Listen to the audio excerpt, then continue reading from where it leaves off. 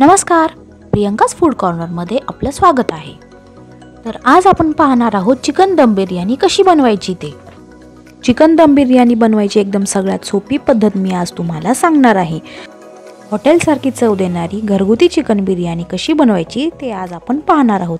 चला तर मग थोडासाही वेळ वाया न घालवता सुरुवात करूया आपण आपल्या रेसिपीला।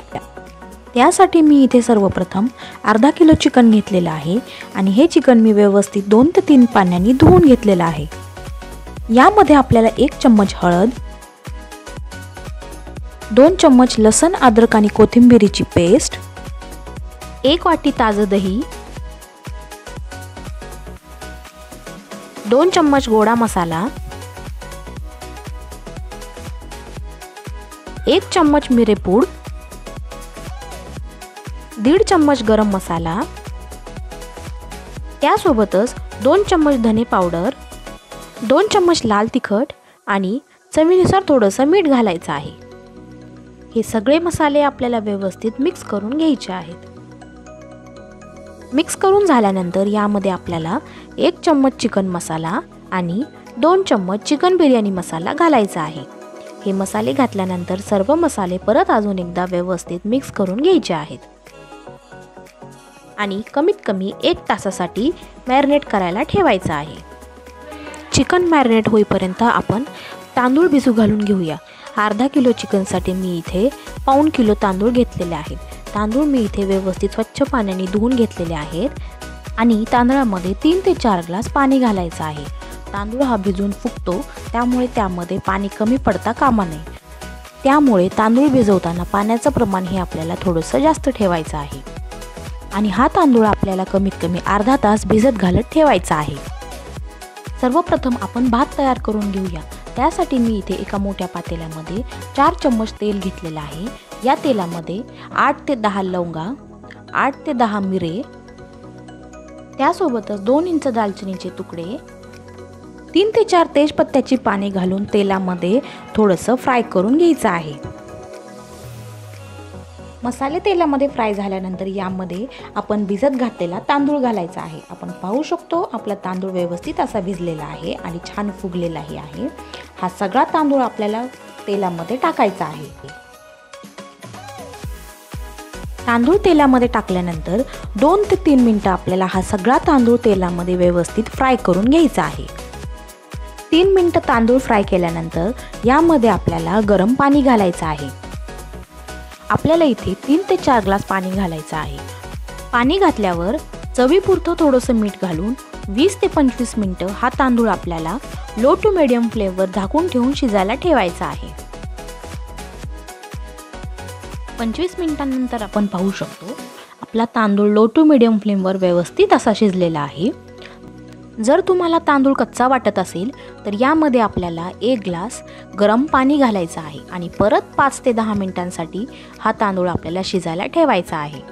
वरून पाणी घातल्यावरही भात अजिबात चिकट होत नाही, असाच मोकळा मोकळा होतो। भात झाल्यानंतर आता आपल्याला कांदा फ्राय करून घ्यायचा आहे। त्यासाठी मी इथे 3 मोठे कांदे उभे बारीक कट करून घेतलेले आहेत। हा कांदा आपल्याला लालसर होईपर्यंत फ्राय करून घ्यायचा आहे। माझ्या रेसिपी जर तुम्हाला आवडत असतील तर चॅनलला सबस्क्राईब करा आणि व्हिडिओजला लाईक करायला विसरू नका आणि बेल आयकॉनला क्लिक करा, म्हणजे नवनवीन रेसिपीजचे व्हिडिओज तुम्हाला सगळ्यात आधी मिळतील। आपला कांदा व्यवस्थित लालसर असा फ्राय झालेला आहे। आता आपण हा काढून घेऊ। आता याच कढईमध्ये 2 टेबलस्पून तेल ठेवून 1 वाटी बारीक चिरलेला कांदा आपल्याला फ्राय करून घ्यायचा आहे।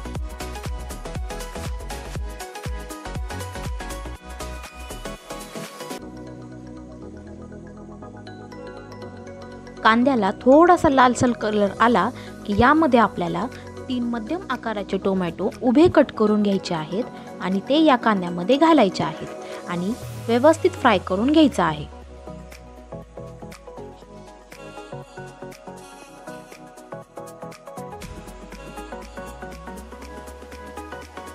कांदे आणि टोमॅटो आपले व्यवस्थित असे फ्राय झालेले आहेत। आता या मिश्रणामध्ये आपल्याला मॅरिनेट केलेलं चिकन घालायचं आहे।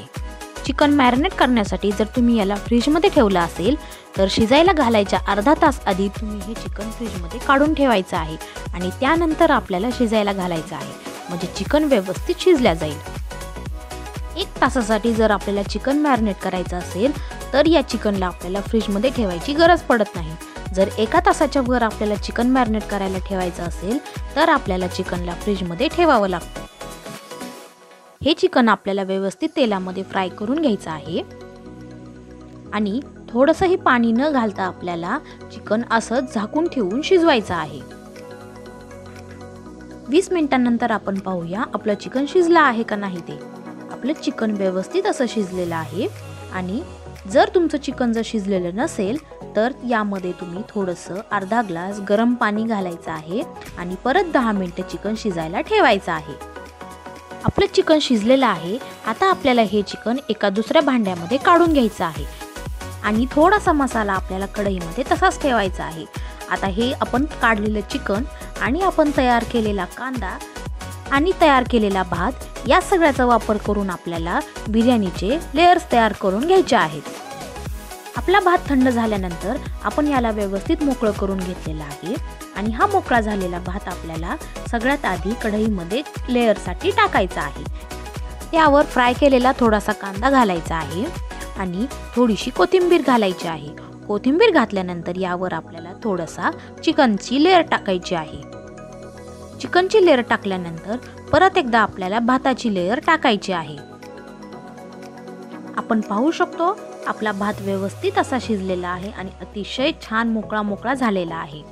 भाताची लेयर टाकल्यानंतर आपल्याला परत एकदा चिकनची लेयर टाकायची आहे. त्यानंतर फ्राय केलेला कांदा आणि कोथिंबीर, परत एकदा भाताची लेयर टाकून आपल्याला इथे थोडासा येलो फूड कलर टाकायचा आहे आणि परत तीच प्रोसिजर रिपीट करायची आहे. यामध्ये आपण आपल्या आवडीनुसार वेगवेगळे फूड कलर ॲड करू शकतो. यानंतर सगळ्यात महत्त्वाचं म्हणजे आपल्याला मध्यभागी एक वाटी ठेवायची आहे आणि त्यावर गॅसच्या फ्लेमवर गरम केलेला कोळसा घ्यायचा आहे. त्यावर आपलं साजूक तूप घालून झाकण व्यवस्थित वर बंद करून ठेवायचं आहे. ही बिर्याणी आपल्याला 10 मिनिटांसाठी लो फ्लेमवर शिजू द्यायची आहे. झाकण व्यवस्थित बंद करून ठेवल्याच्या 10 मिनिटांनंतर आपल्याला उघडून बघायचं आहे.